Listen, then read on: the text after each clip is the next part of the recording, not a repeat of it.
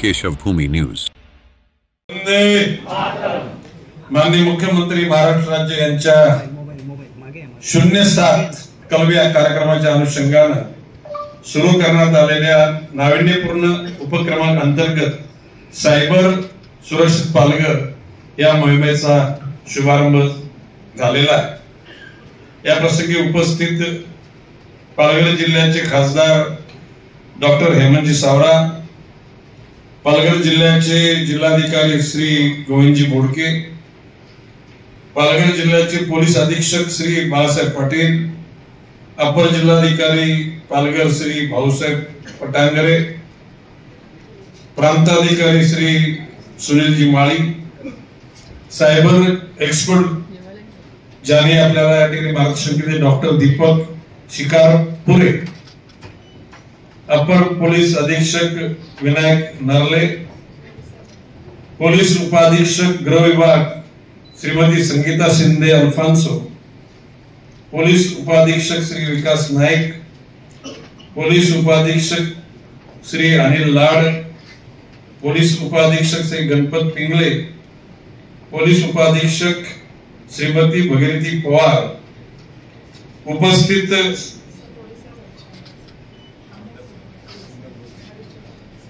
आता उशिरा आलेले आमदार हर्षवर्धनजी भोई, व्यासपीठावरील सर्व सन्माननीय पाहुणे, उपस्थित असलेले सायबरच्या विषयाच्या अनुषंगाने सतर्क असलेले नागरिक, पोलीस अधिकारी, तज्ञ, विद्यार्थी बंधू आणि भगिनींनो, पत्रकार मित्रांनो, खरं म्हणजे जगाच्या पाठीवर प्रत्येकाला असं वाटतं मी सुखी व्हावं।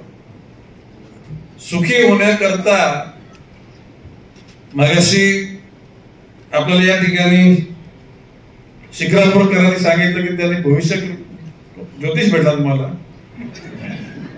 तर ज्या लोकांना हे बघा, प्रश्न असं की जी श्रीमंत झालेली 90% लोक, किती 90% लोक ही नियमित मार्गाने श्रीमंत झालेली नसतात, हे माझा दावा आहे। राहिलेल्या 10 पैकी काही लोकांच्या आई वडिलांची पुण्यही असते 7 जन्माची, काही अतिशय कष्ट करून, प्रयत्नाची पराकाष्ठा करून आपल्या जीवनामध्ये यश संपादन करत असतात। काहींचं नशीब हा, लक हा फॅक्टर, जरा कोणी लक हा फॅक्टर आहे।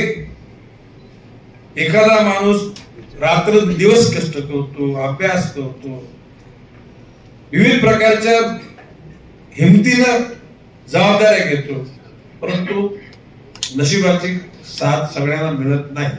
आता तुम्ही सांगा, नशिबाची साथ नाही मिळून प्रयत्न सोडायचे का नाही? जी माणसं नशिबाची साथ मिळाली तर चांगलंच, परंतु नशिबाची साथ न मिळता सुद्धा प्रयत्नाची पराकाष्ठा करून यश मिळवतात।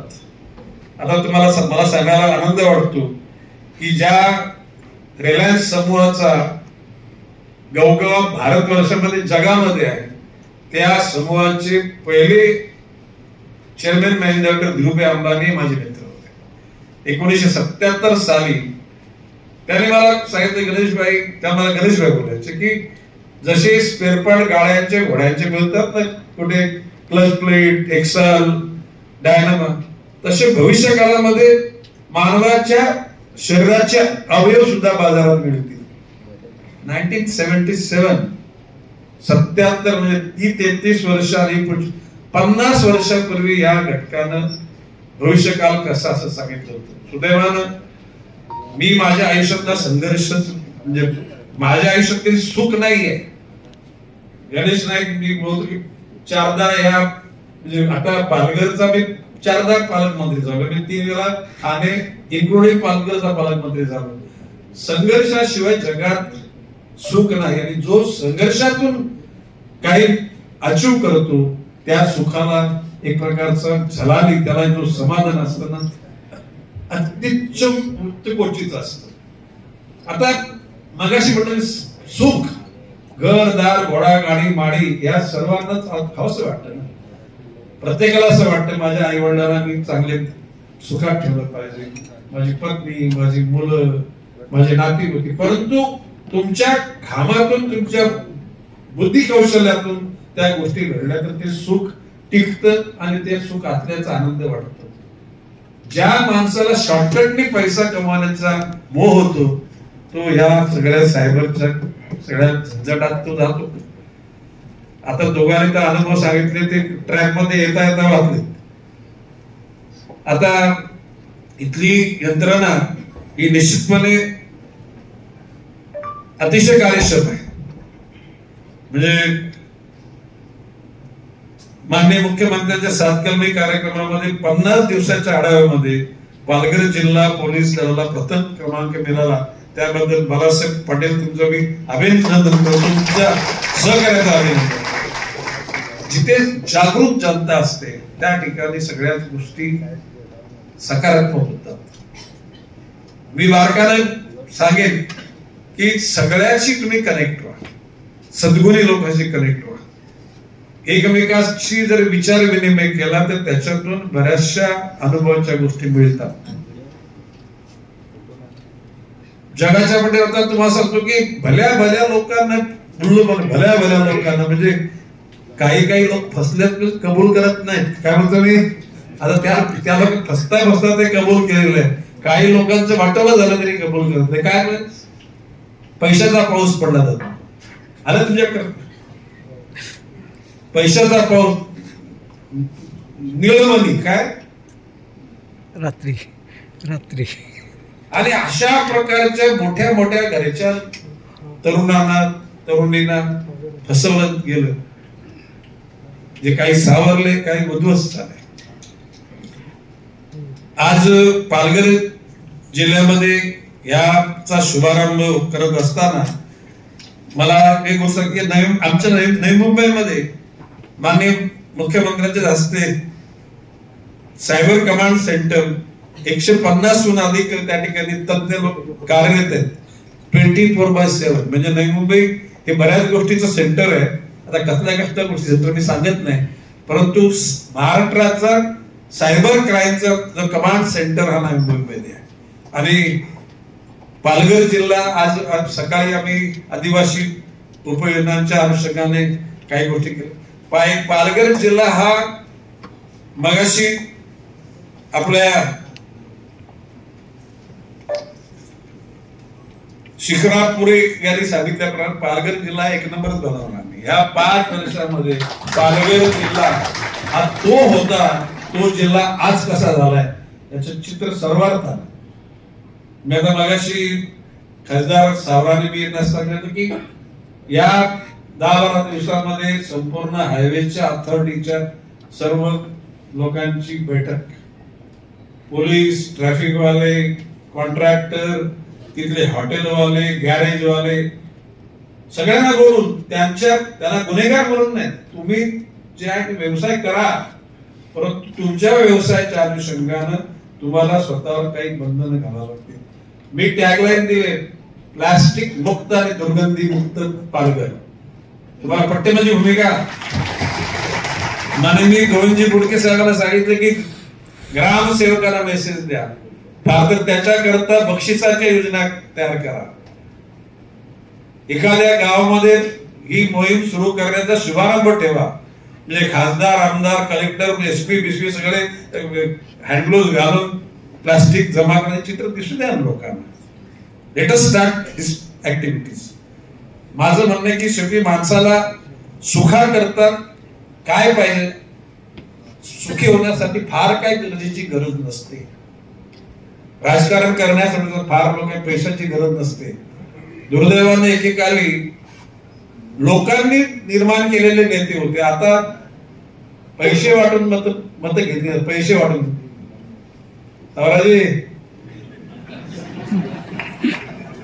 सगळे हसले म्हणजे सगळ्यांना माझं म्हणणं पटलेलं आहे.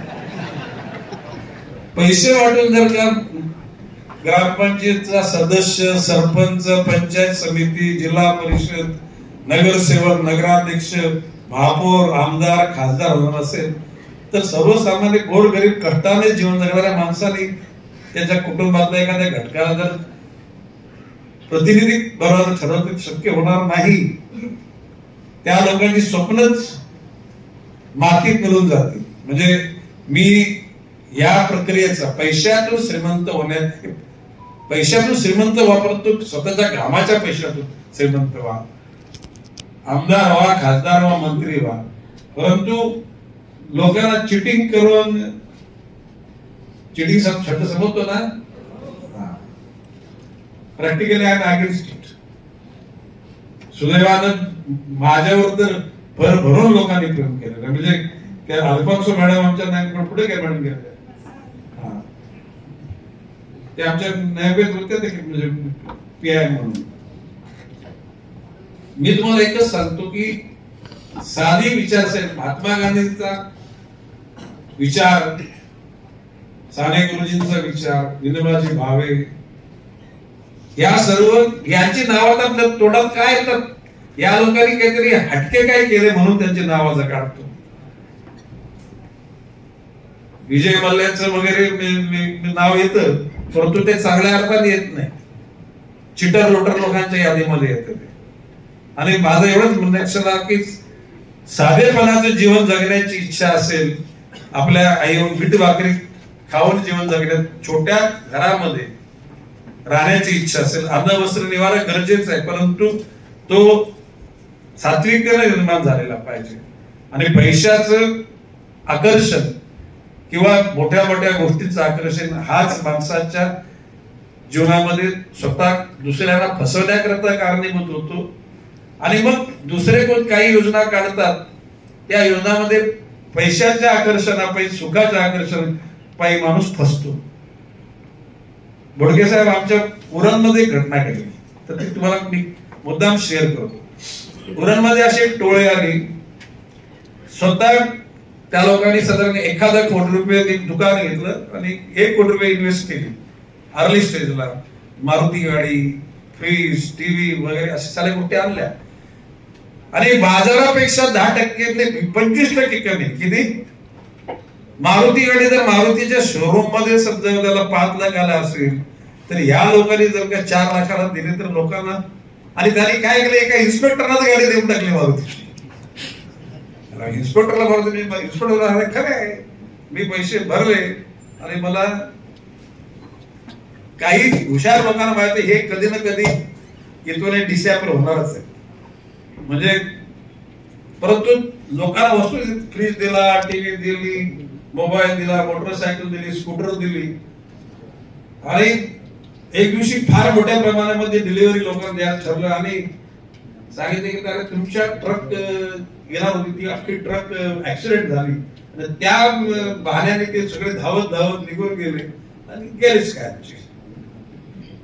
म्हणजे काही लोकांना समजतं की हे लोक जाणार आहेत, पळणार आहेत, तरी सुद्धा लोक त्या ठिकाणी त्यांच्या त्या एकूण धावामध्ये फसतात. आणि म्हणून सावध राहिलं पाहिजे, साधे जीवन जगण्याची इच्छा असली पाहिजे. आणि मला विश्वास आहे पालघर जिल्ह्याच्या पोलीस यंत्रणेनं ही जी मोहीम सुरू केलेली, सायबरचे योद्धे तयार केलेले आहेत, हे सगळे योद्धे समाजाला निश्चितपणे सतर्क करतील आणि जे उद्दिष्ट गोरगरिबांना जे फसण्यापासून वाचवण्याचं निश्चितपणे तुमच्या हातून कार्य घडेल हा विश्वास व्यक्त करतो. जय हिंद, जय महाराष्ट्र. अगर अभी तक आपने हमारे चैनल को सब्सक्राइब नहीं किया है तो अभी सब्सक्राइब करें और बेल आइकन को क्लिक करके हमारी लेटेस्ट खबरों से रहें अपडेट.